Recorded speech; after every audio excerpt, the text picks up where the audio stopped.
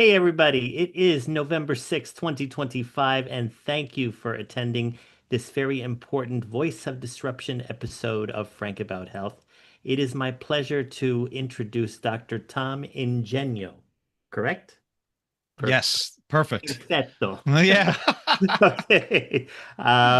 Basically, I have been looking forward to this conversation for 2 weeks now, especially as we did have initial discussions about acupuncture as well as what's going on in our society these days with our healthcare bills and particularly the bill that is disrupting healthcare, as well as just understanding how Western medicine is not what it's cracked up to be, and a lot can be learned from Eastern medicine, which I know you have a breadth of expertise in. I'm going to talk with you during the show about your podcast, Irreverent Health, as well as understanding a lot about your practice. Now, it is called Charm City Integrative Health. So that Yep. in itself is a topic point because holistic medication, it's whole being health and wellness. hmm It's everything besides acupuncture. There's meditation in there. There's herbal medicine. There's all these other aspects of healthcare that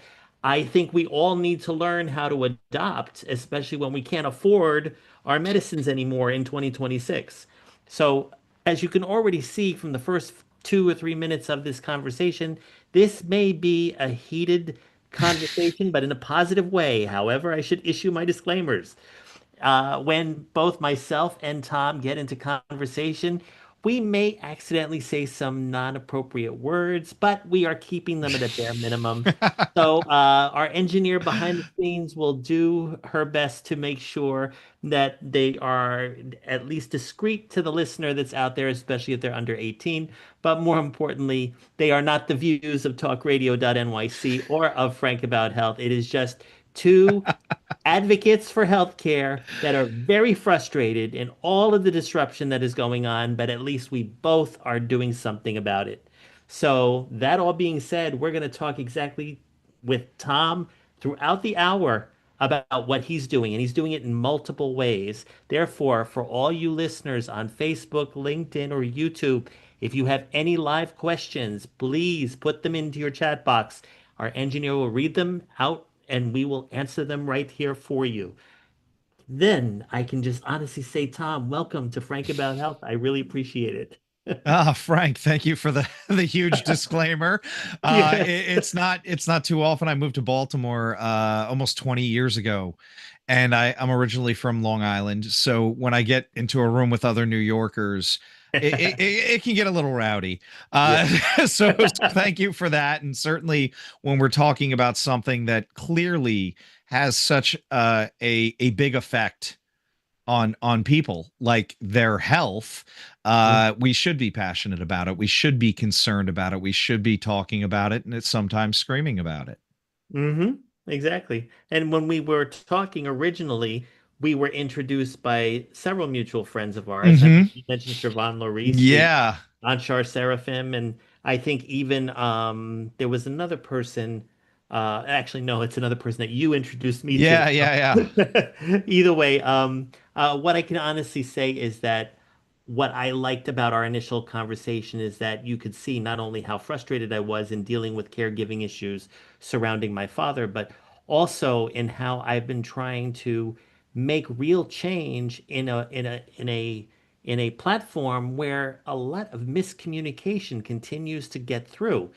And I just want to do my best to interface with podcasters like yourself, who are also healthcare advocates, that are able to give the truth to all of our mutual listeners and viewers. hmm So, you're kind of like a lead start in what I've been calling my Voices of Disruption campaign. I'm actually trying to come up with a product solution in the new year. hmm And it's a slow build, but at least in having people on this show along the way, I know I'm in the right community that I'm building at the same time. So, speaking of community, why don't you explain about how you created your integrative health practice. I mean, I gather Yeah, yeah. you have a love of acupuncture, but you were really looking at the big picture. Well, this is the funny thing where East Asian medicine as a whole is very inclusive, right? So even with herbs, right? We have I was saying this today to somebody. We have American ginseng in it. We have frankincense and myrrh in the Chinese Materia Medica. Well, those are not native to China. Right. It was a yes and like the rule of improv, right? Like yes Yeah. and it wasn't one or the other. And East Asian medicine as a whole, and the reason I'm even in it, an Italian American from New York, is in it is because it's a living, breathing thing that goes out and expands and changes to match the population, changes to match the time. I'm not a huge history buff, but one of the things I love about learning the history of Yes. East Asian medicine is that the words they use gives us clues to not only what country it's in and when it was, what were the main theories and philosophies of the culture in that area at the time, depending on the terminology they use for the practices.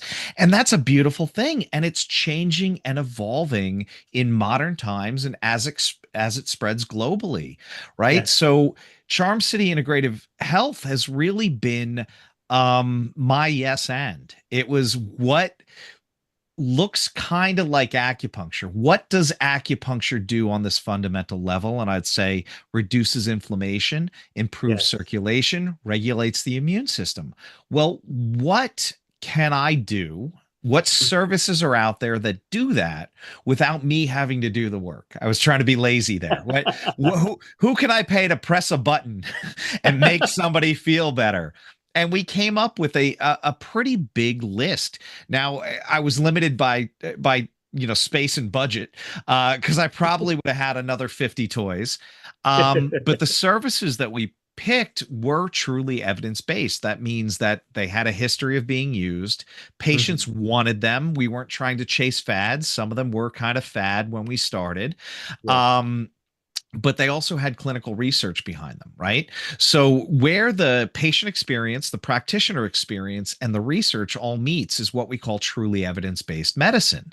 Mm. And part of the reason so many people in healthcare, regardless of their discipline, some of them are medical doctors, some of them are out there like me, Yes. um, is that we're not exactly doing that in every way, right? It's we're being told what we can do by the insurance company, who's really just a third party holding all the money. Yes. So we don't get best patient outcomes because it's not the doctor and the patient having the conversation about the research. It's the insurance company going, no, that's an experimental procedure. Mm. Yeah, Well, it's you a know, luxury. yeah, or this is not medically necessary. Okay, who looked it over? An accountant. Okay.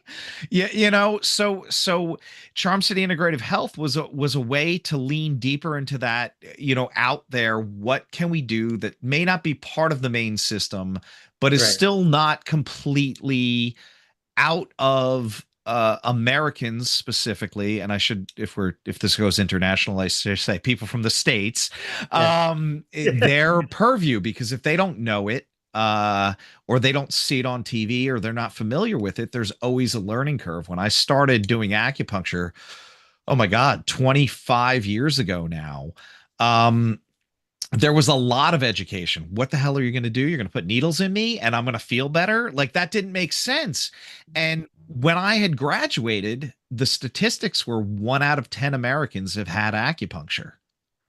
Huh. Now it's probably much more than that, and hopefully I contributed to some of that. Uh, um, Yes. but within that, I don't have a current number, but being that I've watched the growth of my practice, the growth of my field, Yes. and the desire of people looking for better ways of doing things.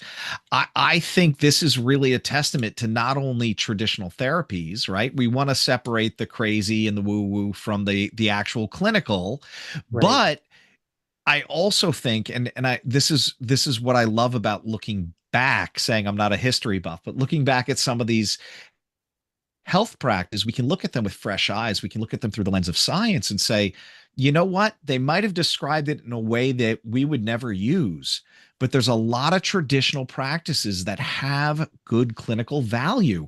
And that doesn't matter if it's a curandera in Mexico who's rubbing herbs over your head and doing a cleansing. Yeah. That doesn't matter if it's acupuncture. That doesn't matter if it's massage. That doesn't matter if it's a traditional practice that some of us have never heard of. Uh, if it has an effect on our psyche, if it has an effect on our spiritual well-being, Hmm. Matt and I on Irreverent Health would argue that that is healthcare. Yeah, Yeah. you know. So there's all of these things that we can do that are outside of this congested, horrible system we have in the US. And I'm not anti-doctor, I'm not anti-vax, I'm not anti-Western medicine. I'm going to say that very clearly. But Right. I Right. think this is a big arena. And I also feel like a lot of Western healthcare practitioners wouldn't be far off of my definition of health, right? They take into consideration all of this, but when they're given 8 minutes to talk to a patient and figure out something complex, what Right. is bound to happen? They're going to miss things. So let me ask you, did you begin as a regular medical student you went into, or were you like totally in a different field? There was a joke when I was at Loyola for the first 2 years. I ran out of money there, by the way. Thanks, Loyola. You have a beautiful campus now. I think I funded some of that. Um, I'll throw, but anyway, I don't have to use the F word to be stabby. But within that, there was a joke at Loyola. You might be a Loyola student if you were once pre-med. So I left Loyola still Really? as pre-med.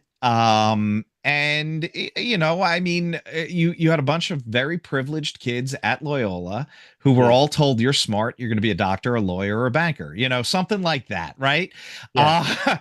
And I think there was a relatively big push to get anybody that couldn't perform really well on tests. Like they don't like hearing about this because, but it's true.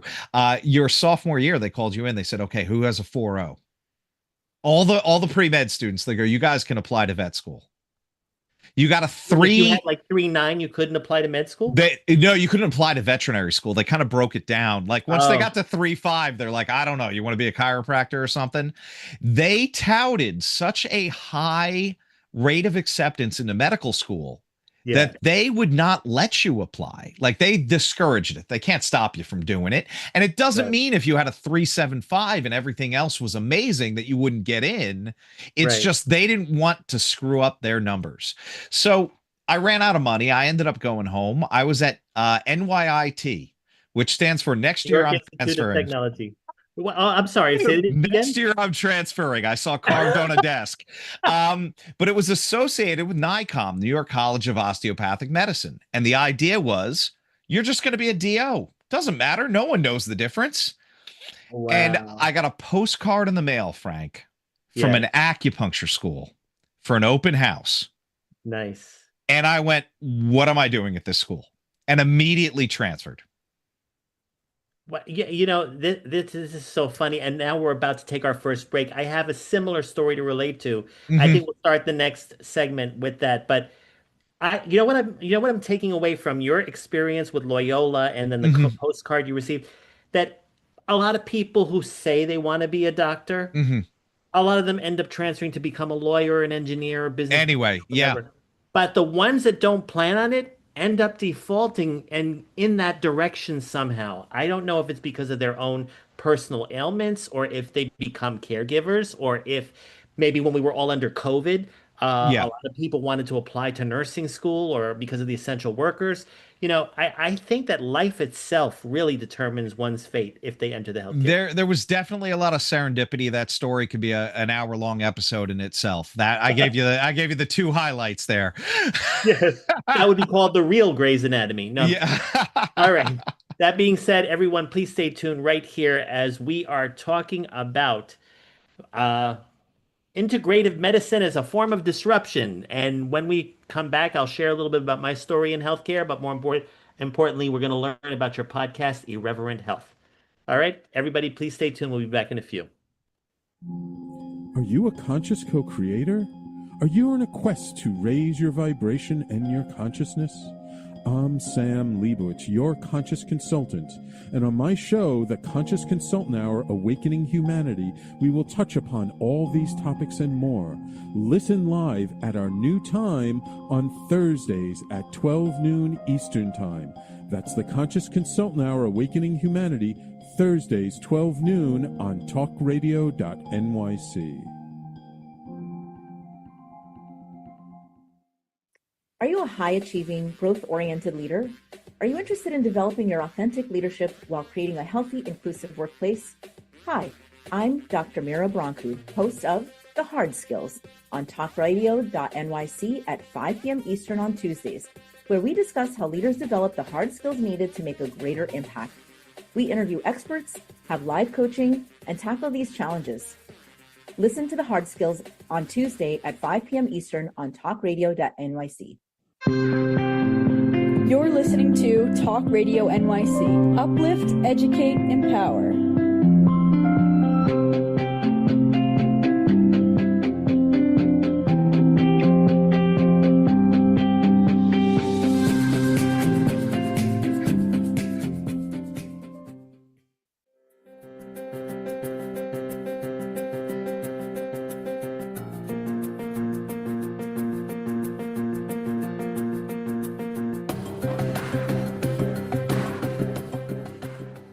Hey, everybody, and welcome back. So, Tom's story about how the way he fell into acupuncture mimics a similar situation with regards to myself and caregiving. Now, I went to a business school, Fordham Gabelli School of Business, got my MBA in 2002. My undergraduate degree was at NYU Stern, where I also was focused on banking and I was focused on selling insurance and I was focused on all the very things that were giving me nothing but epileptic seizures. So I ended up leaving those gladly and ended up being a DJ and a promoter and worked for Sony Music for 10 years.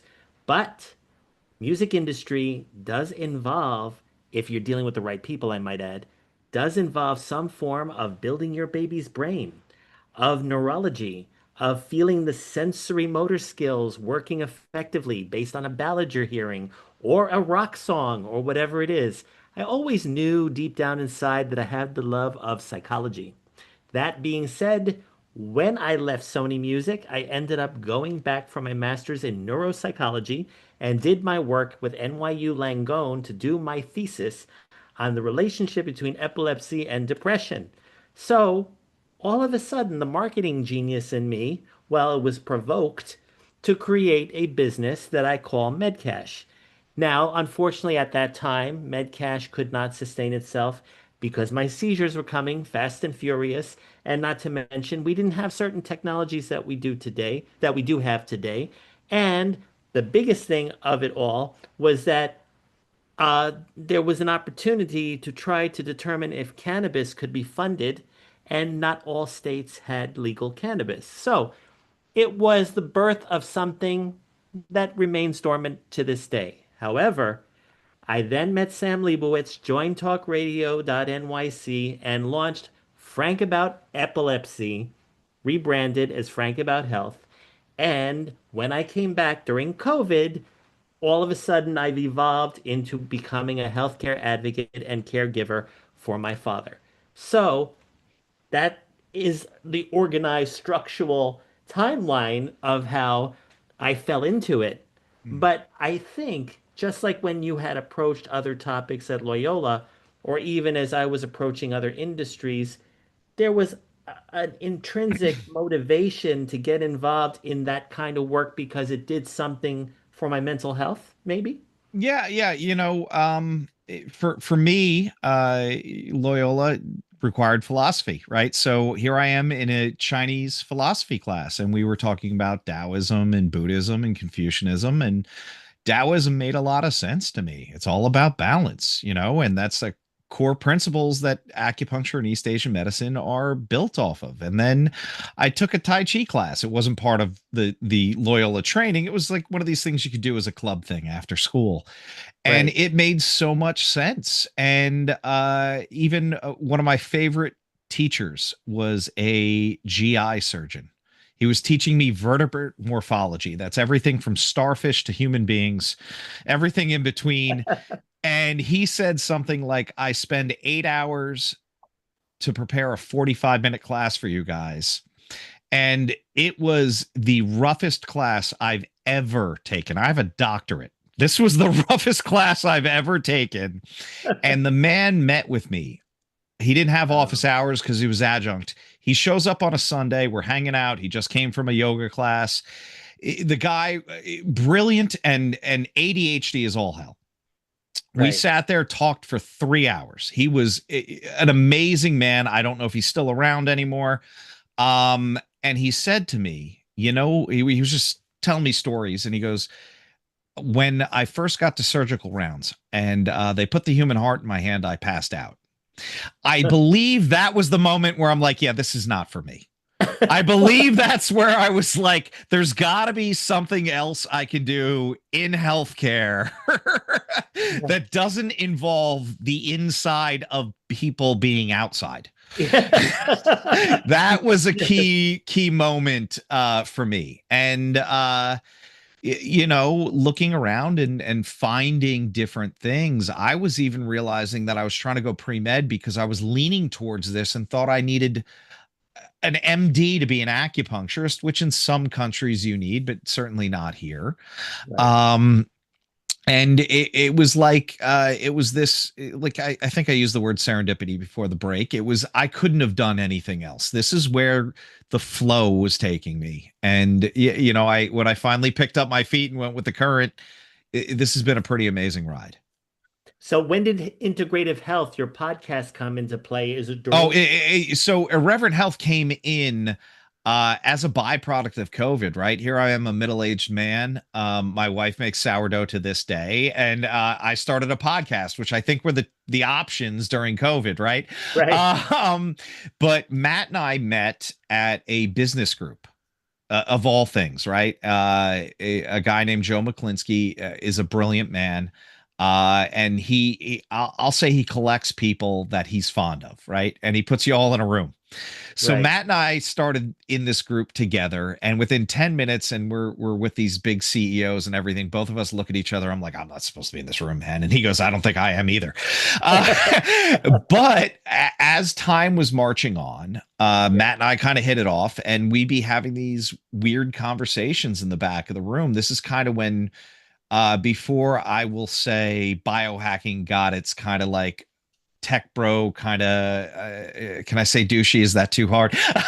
That's cool. That's kind of attitude, right? Where it's like, look how cool I am. I take cold showers and, don't eat this many. And we're like, yeah, it's called intermittent fasting. It's really like, we were both fascinated with it, but we didn't know what to do. And we found out that a lot of people in the room would come over and just kind of hang out with us and listen to us talk. And at one point, Joe's right-hand person, Eliza, was like, you guys should record this. Well, COVID hit, and we found ourselves with ample time. Shift Society switched to an online platform where we were in these small breakout groups. And sure enough, Matt and I were in 2 small breakout groups together with a double PhD in psychology who told us we weren't normal. But he also was not normal. He told us these are the only people that do anything cool. So we liked that. We liked him. He wrote a book called Driven. His name, Doug Brackman, if you're interested. And then we spoke to a coach, a life coach, who Matt actually worked with for a year. I could only afford a month, but who really kind of pushed him into kind of something else and a change, and me looking at a bigger picture. And the podcast kind of grew out of that. And believe it or not, we recorded 50 episodes before we even launched. We were so worried. We said this off the air earlier. Perfection is the enemy of progress. And that's where we were. And Matt and I looked at each other, and we used an expression that ends with "get off the pot." See, I kept it clean there. And we finally threw up the first 50 episodes, and then we had a guest. And we had this amazing conversation about growing mushrooms in a retrofitted storage container, a shipping container.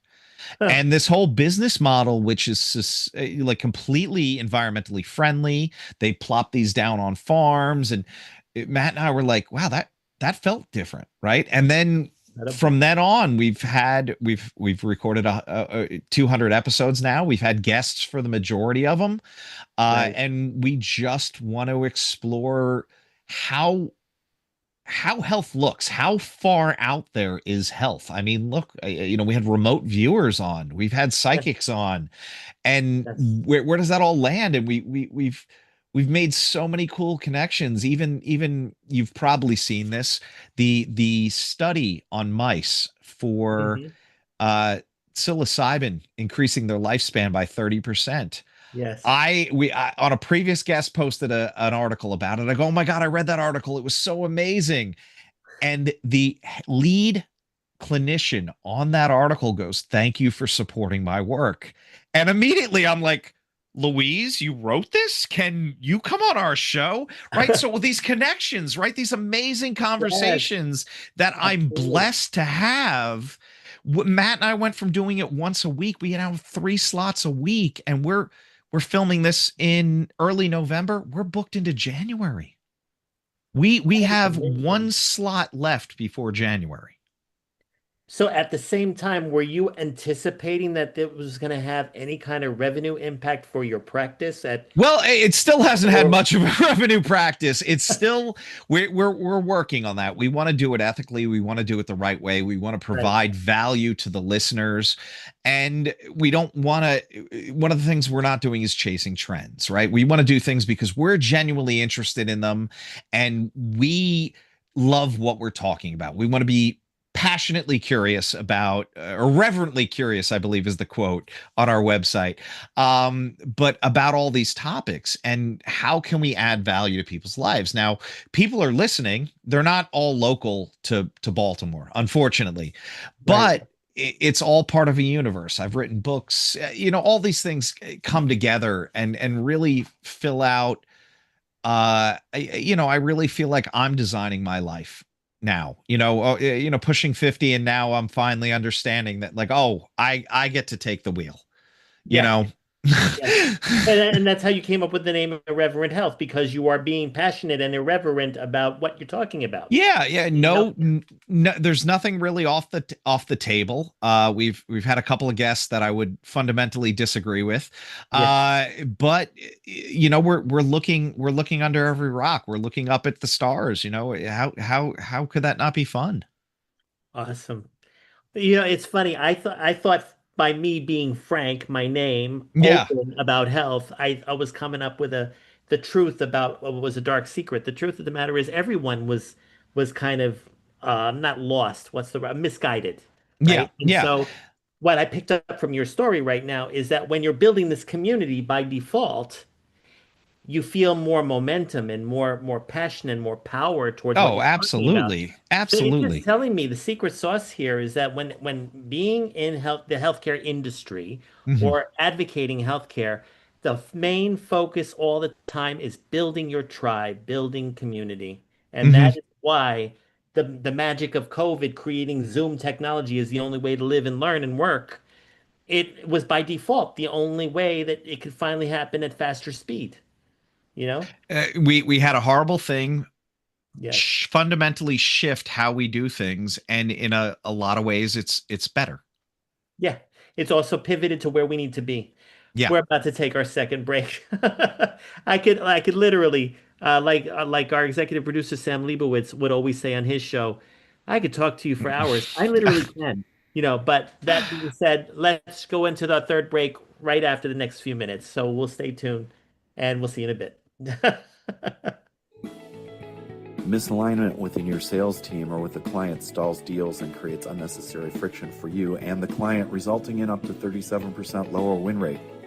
If you're in pre-sales, sales management, or sales enablement, and you'd like to increase revenues, win rate, margins, client satisfaction, and stay competitive, this show is for you. Hi, I'm Art Fromm, host of the Making Seamless Sales Show. Please join me live Thursdays at 7 p.m. Eastern on talkradio.nyc. Have you ever wondered what truly lies beneath the calm? I'm Jacinta Yang. Join me every Wednesday at 1 p.m. Eastern Time on Talk Radio NYC as we explore healing, self-discovery, and a space where science meets spirits to help you find peace in a busy world. Take a deep breath and tune in to Beneath the Calm, where every conversations guide you back to the calm within. You're listening to Talk Radio NYC at www.talkradio.nyc. Now broadcasting 24 hours a day.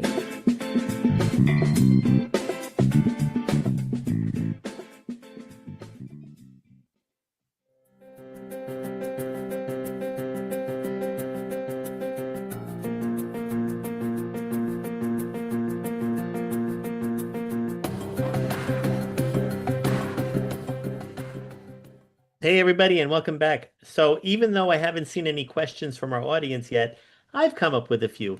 First of all, on your podcast, Irreverent Health, do you talk a lot about Eastern medication, Eastern medicine and acupuncture and stuff like that? Or is it purely any healthcare topic whatsoever that's really on people's minds? It's funny when you when God, the expression is to a man with just a hammer, everything looks like a nail. But we've had so many conversations on where I'm like, yeah, that sounds like Eastern medicine to me, right? So yes, we've talked specifically about acupuncture. We did that early on before we had guests. Right. But it's so funny, right? We had Daniel Tolson is becoming a close friend, and he does something called the alignment protocol, which is audio entrainment, right? And he was on, and I go, wow, that actually you're saying Chinese medicine things. You're saying, and he goes, yeah, we have a TCM advisor, and now I'm on his board of advisors because we're looking at things like that. So yeah, it is so amazing to me that East Asian medicine, the principles that are in that are in martial arts. They're in artwork. They're in music. It's not, it's one system and then it's applied differently, right? So there's always balance. There's 5 elements. There's 8 polarities. There's yin and yang. And you can't talk about something like NLP without me going, okay, yeah, that's Chinese medicine. Or hypnotism or EFT, right? I mean, that's based on tapping is based off of acupuncture points, right? So the number of topics we get into that immediately relate back to something that I would call home field. I'm like, yeah, I get all of this. Why? And it's because it is such a broad subject, and it's intuitively built to have the ability to hold other things in it. Yes. So I love talking about it. I love the stories. I love the history. Even though I'm not so versed in the history, I've said that 3 times now. But within that, the language of it all is not poetic.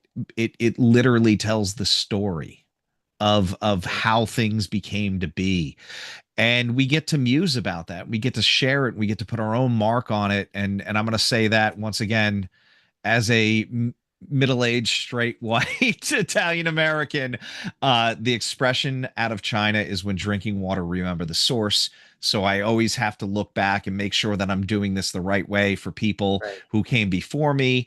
But with that being said, we're allowed to make it our own. We're allowed to own it. We're allowed to share it with others. And it can't not come out. You just said something that resonates with me. I have said on Frank About Health for now going on, I think it's close to 160 episodes at this point. But the thing is I have said, own your healthcare. Do you think the fundamental problem with most people is that they think healthcare is outside of themselves? That other people or other systems are meant to take care of their health? Well, I mean, we're coming at it, and I think Gen X is decidedly different than boomers, and then every generation after that white lab coat doesn't mean too much anymore, right? No. That I'm the doctor, I know best. No, this phone in my pocket knows better than both of us, right? And once again, I will say, in doctors' defense, is garbage in, garbage out. So if you don't know what you're searching, you don't know how to use it, AI will tell you something. Right. Now, that being said, that kind of leveled the playing field. Yes. We also have people that are now looking, what else can I do beside this? And I think this is a critical moment for us in the States Yes. for healthcare, where we realize, and I think COVID was a big wake-up call. Frank, before things happened this year, after COVID, when we were allowed to reopen, first people back in my office, all Western practitioners, all the hospitals in Baltimore, doctors, nurses. Why? They were watching people die every day. It was horrible for them. It was horrible for me to watch their suffering. Yes. And they filled my practice pretty quickly. Yes. Now, once everybody was comfortable moving around, so we were still masked up, my practice nearly doubled. Why? Because people realized they needed to take care of their health before they got to the point where they were sick, right? An ounce of prevention is worth a pound of cure. That was Benjamin Franklin. It was said better earlier on. And there's 3 or 4 different versions of a story from China. The superior physician treats the superior physician treats before the first signs of disease. Now, you can't sell that. I can't. If you're feeling great, it's going to be a hard sell for me to get you to lay down on the table. Right. But at the same time, we know that if we take steps in the right direction now, whatever disease that's way over there, hopefully we're going wide around and we don't even ever get to see it. Exactly. Now, certainly there have been plenty of obstacles, especially ratcheting up in the last year or so, for many of us. And that includes insurance premiums going up and benefits being cut and people getting laid off and deductibles rising, and, just general AI denying claims that definitely should be processed without any hesitation. So, I think we're all reframing that collectively. As well, what am I going to do to survive this? And it sucks that we have to use the word survive, but that's it. How, right? We never survive life, but we can certainly, if we want to get through this as best we can, how do we take better care of ourselves? And a lot of that comes down to how we take care of our community and those people around us. I used to say things like, no, I want everyone to have healthcare for selfish reasons. Right. Why? Because if you're not sick, I'm less likely to get sick. Right. Correct. It's not rocket surgery. I can be as selfish as I want, but you all better have the best healthcare on the planet. Yes, I want you all to go to the gym. Yes, I want you to have fresh food. Yes. Yes. To be a caregiver, you almost have to be a vigilante. For that. And it's like, yeah, you made me a far leftist. Okay. Sounds great. Take care of other people that don't look like me. Healthcare can be considered a centrist view, right? Because you would think. Okay. You would think. The system says otherwise. Well, I would definitely believe the system says otherwise. Even with me trying to survive with my own healthcare management, right? Oh, we went with a company for cost that was outside of the ACA. Oh, we have a religious exemption. What's the religious exemption? We don't cover birth control or mental health. Oh, those don't exist, right? Okay, I will gladly pony up money for my kid's birth control or my wife's birth control, and we're going to pay out of pocket for our social workers anyway. Why? No one takes insurance. And meanwhile, when you actually offer that, like I had to do it with my nutritionist recently because my insurance is no longer covering her benefit. Is I'm offering out of pocket. And there's still this resistance to receive money. Yeah. Why? Because it's so used to the insurance system. It is all about money.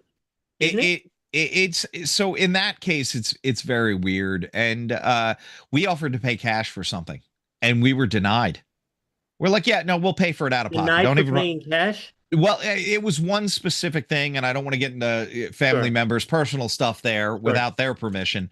But we were ready to hand over a large chunk of cash to get into this program. And they said, no, we only work with Blue Cross Blue Shield. And I'm like, but I will give you what they give you. You don't have to do anything. You don't have to do paperwork. But it was because it was a big hospital system. And here's how it's contracted, and here's how, right? So it's all dirty. And it's not a secret that the healthcare workers are well aware of it too. Yeah. Now they're kind of stuck in it in the same way. Well, if I don't do my job, I get fired. Or they don't answer your call because they're trying to save their job. Yeah. There's so many things. And like, I don't think it takes a genius to develop a better system than this. I think it takes a genius to build something this flawed.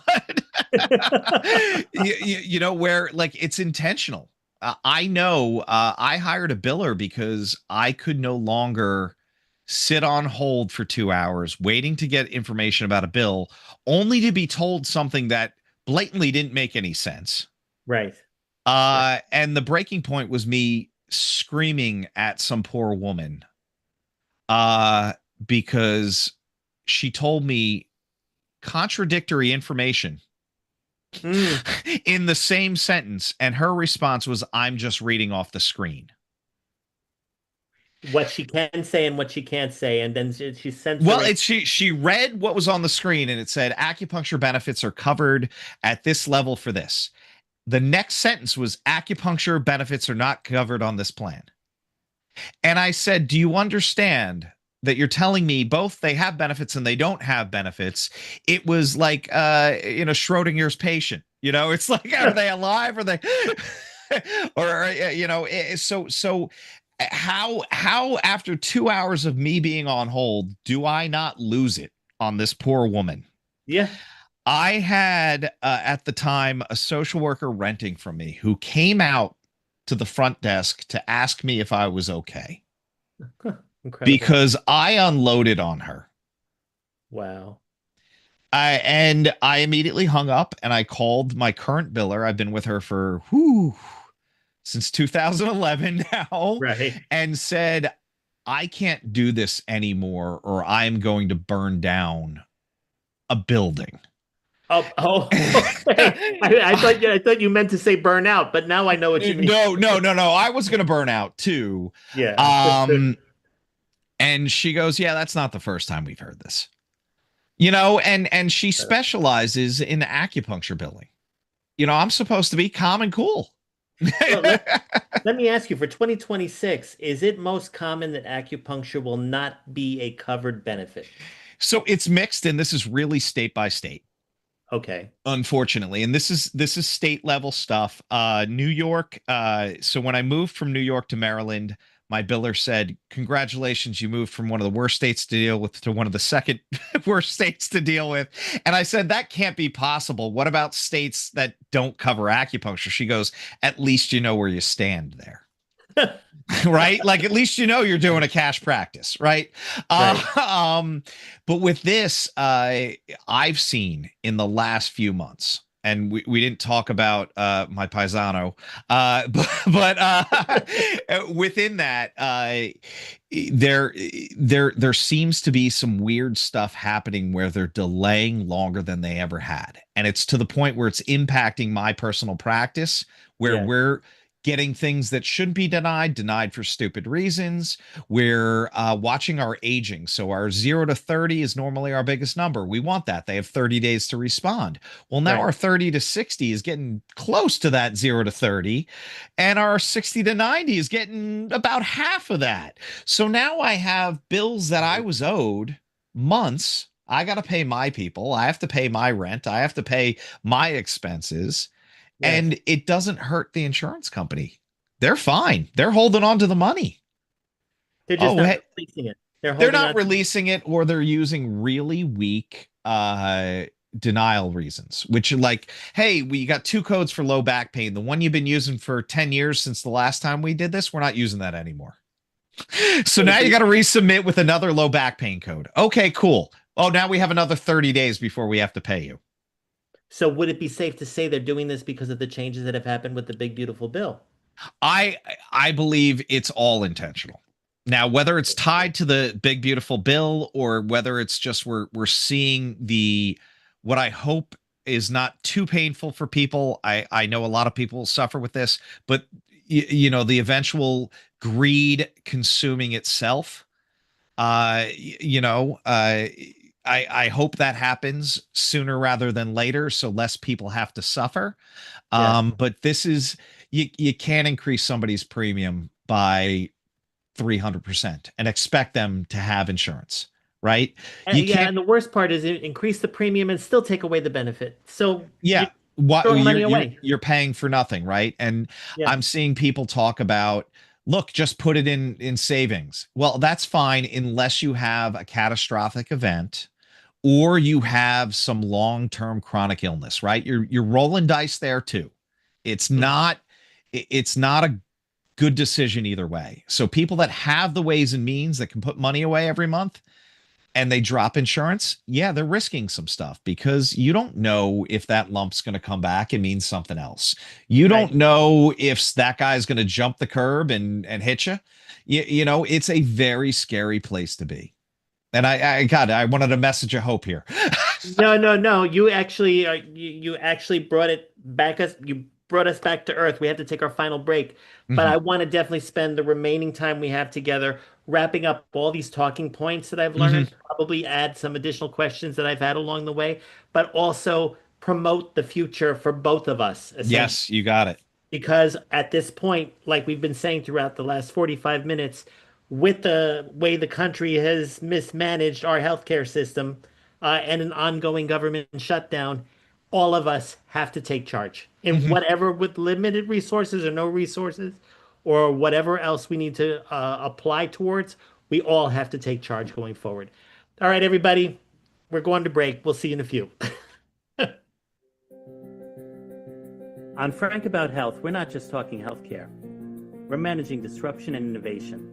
Over the last 4 years, I've taken you from epilepsy and COVID to mental health, caregiving, and now the front lines of healthcare transformation.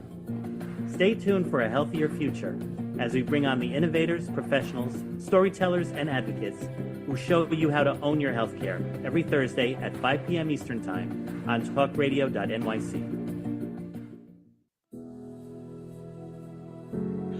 Are you a purpose-driven individual looking for deeper healing, clarity, and growth?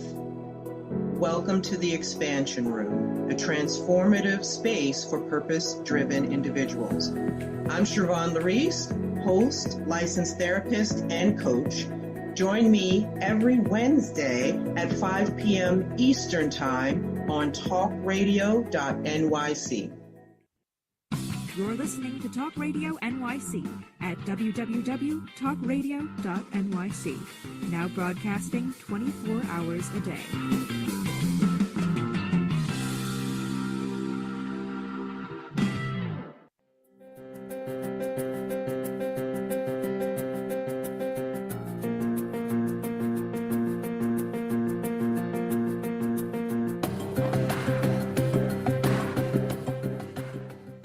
Okay, I think we went a little bit over.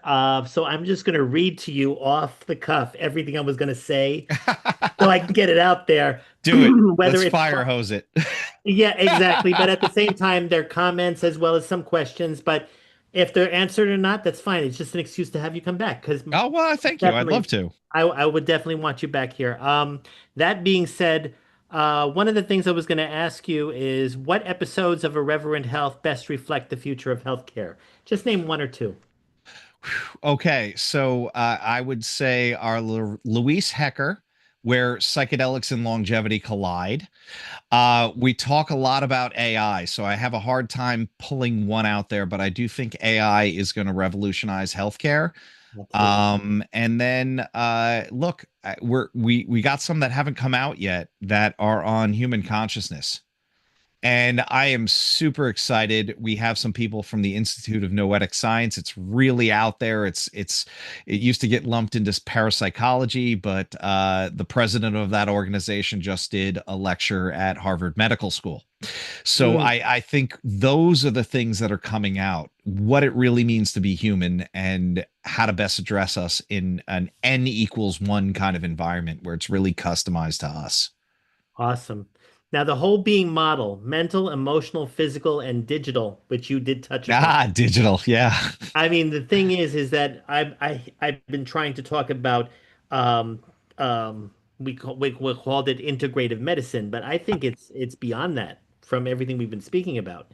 I mean, the whole being model sounds more current because integrative medicine still sounds like that they're missing parts of the individual patient's needs, whether they're emotional or otherwise. Well, it's interesting. I think that's the best term we have, right? I think wellness Yes. became reduced to something like spa therapy or like, hey, I left work early, that's wellness. And it's not, I'm not taking away from spas, I love spas, and I'm not taking away from leaving work early. Strongly suggest everybody do that too. Yeah. But within that, this idea that you're hitting all levels from the spiritual down, right? My favorite scroll that's hanging in my office says, it literally translates out of Japanese to half doctor, half shaman. And when we translate it into English, when Yes. seeking advice from a problem, seek both the advice of a doctor and a shaman, right? This is both worlds, both brains, right? This is your Right. physical body, this is your spiritual being. How do we cover all of that? And I think integrative medicine was probably the best use, the best word we had to use at the time. But I Yeah. agree, there's something that looks at you as a whole person functioning in society, which is better, right? I think Right. where the biohackers got it wrong, whereas if I'm okay, who the hell else matters? This is like, well, your community's not healthy and you're not a healthy member of your community, right? That all plays into this, and you can extend that community into digital. I mean, we're a couple hundred miles away right now and we're having this great conversation, right? So Yeah. this is community too. And it's funny. I'm saying, how can I get my way over to see you for acupuncture? I miss it. I Oh, used I to got friends up do there. You it. can hit me up offline and I'll find somebody in Manhattan for you if you want. Yeah. Awesome, awesome. But at the same time, the final comment is that you seem to have a vision of medicine as education. Can you elaborate more on Well, that? I mean, oh God, this is a direct line. Doctor, docere means to teach, right? Right, The idea for me, and as I'm transforming after 25 years in the field, is what can I do to pass this into people's hands, right? I don't want to necessarily lecture to other acupuncturists. I'm not opposed to that. right. But there's so much that we could be doing at home before we get sick. There's so much we could be doing to just live in a healthier, better society and environment for ourselves. And how can I share that? And how can I bring some of that ancient wisdom forward Right. and put it back into people's hands and say, hey, we threw the baby out with the bathwater here. Here it is. This is good stuff. Incredible. Incredible. I mean, if anything, maybe that's why we're always, for example, in doing podcasts, we're always having return guests or expanded topics from what we previously discussed. Hmm. Because when it comes to your healthcare, we know there's an end, a finite time, from birth to death, but it is the quality of life that has to be managed in that timeline. That most people are not, they're just sitting back like a passenger in their life, not taking ownership and wondering why that they're in that mess or confusion or conundrum or whatever the right situation may be. What do you think, especially going forward with all the changes that have been done in Congress and whatever, will be the best way that any individual can own their health care?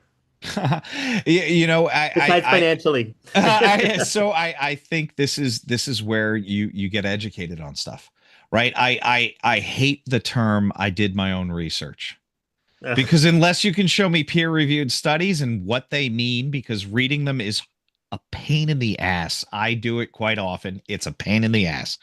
But within that, you know, get yourself educated, put together a team of people that you can depend on. Don't rely on any one thing. But the more you can do before you need to go to the doctor is going to have the best outcome for you. And that's going to lower costs for you. That's going to lower time that you're at the doctor. And that's going to give you a longer, healthier life. Those always pay out in dividends. Incredible. Oh, wow. Again, 3 minutes before ending, and I think I have some other comments. Well, either way, uh, I know that I'm going to be a guest on your podcast at some Yes. point in December. Letting Yes. everyone know that right now. At the same time, thanks to Siobhan Larice, who's been on the show, yourself included, and our next guest next Thursday, which is Dr. Dale Atkins, who is a child developmental psychologist who Mhm. has been very helpful to me in helping me find the right way to displace my parents and myself during a paint job, which really wasn't needed, but at the same time, for psychological reasons, was done. And at the same time, she was telling me breathe deeply, relax, go with the flow, and watch this as move towards your next chapter. That being said, talk about karma, which we have been. You mentioned we've been talking medicine as education, right? I happen to be in a Hilton hotel that's right next to Cornell Tech, that's doing Ha! AI in healthcare in That's Roosevelt Island, amazing. New York How City. about that? There's a reason why I was sent here. That's to see a preview of what resources that I've been presented with that I can determine if I want to do something about it or not. Again, that makes us both voices of disruption, Hmm. and I wanted to thank you for being on. I think this is now episode 5 or 6 of my campaign. But Awesome. thanks to you, this campaign is going to go fast and furious, especially in December. And I think I just want to just say to everybody, please stay tuned for other shows right here on talkradio.nyc. And remember, I gave you my Zoom link. Just contact me in about 5 minutes so we can follow up. And thanks again, Tom, for being here. And I look forward to interviewing some of the other people that you would We'll like put to you in be on touch Brand with. About Yeah. Health. Yeah, you got it. Absolutely. You are definitely one member of my community taking action for secure health. That's what I'm calling it. Oh, thank you. All righty. Thanks, Jesse, behind the scenes. And we'll be back next week. Take care.